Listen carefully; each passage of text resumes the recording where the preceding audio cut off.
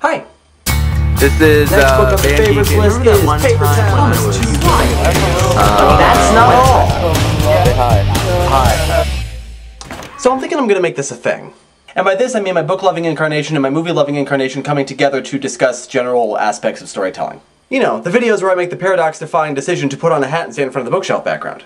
I've made 2, possibly 3 videos like this, I can't remember, and they usually involve me talking about some aspect of storytelling that is universal to both books and movies and also other forms of media. So, it's a thing now. It's official. I have made it so. Now, what does this mean? Well, first of all, I'm going to be doing a little less of that. And also it means I'm going to be making a conscious decision every so often to actually talk about literature by putting on a hat and standing in front of the bookshelf background. There will probably be a playlist of these videos at some point, and there might even be a new intro. Because I'm obsessed with making new intros. And I really don't know why. But on with today's topic of discussion. So what is today's topic of discussion, you ask? Today we are going to talk about science fiction / fantasy. These are 2 genres that have kind of been schmoozed into one genre by bookstores and libraries and so on. You don't just read science fiction or just read fantasy, you read sci-fi fantasy.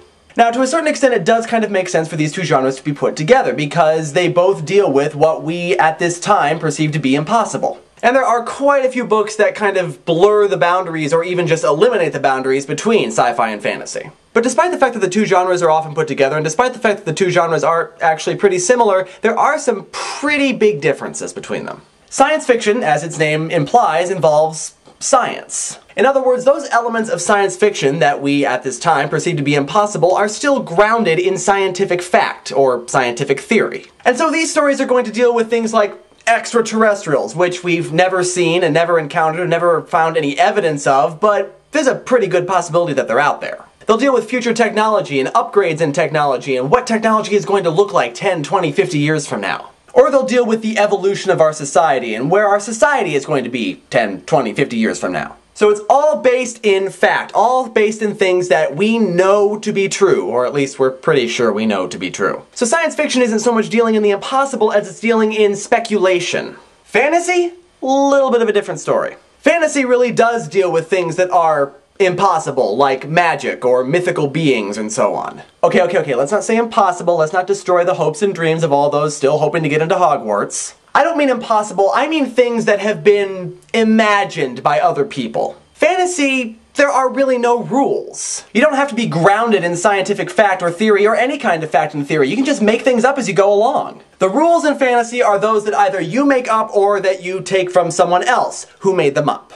This all leads me to Jake Jarvie. Now Matt, you might be wondering, what does all this have to do with Jake Jarvie? And some of you might be wondering, who the F is Jake Jarvie? Jake Jarvie is the creator, writer, and director of the web series called Platoon of Power Squadron. And if you don't know what the Platoon of Power Squadron is, I suggest that you head over to the link in the doobly-doo or the link right here and right here and check them out. Lately, between his installments of Platoon of Power Squadron, Jake Jarvie has been sending out weekly updates where he asks his viewers a question. His question last week had to do with whether people preferred sci-fi movies or fantasy movies, I think. And one frequent answer that he said he was getting was that people prefer science fiction movies, but fantasy books. And I, as a person who does books versus movies reviews, thought, yeah, that kind of makes sense. Because once again, science fiction is grounded in fact, and so the visual effects that you would have to use to portray the impossible elements of sci-fi stories are a little bit easier to do with the technology that we have. Because science fiction is speculation, it is a little bit easier to create a visual image of this speculation. Fantasy, however, is not speculation, it's imagination. And so therefore, the impossible elements of fantasy are always going to be more vivid in our imaginations. Which is why fantasy books work better than fantasy movies, because technology hasn't quite caught up with our imaginations yet. And I don't think it'll ever quite catch up with our imaginations.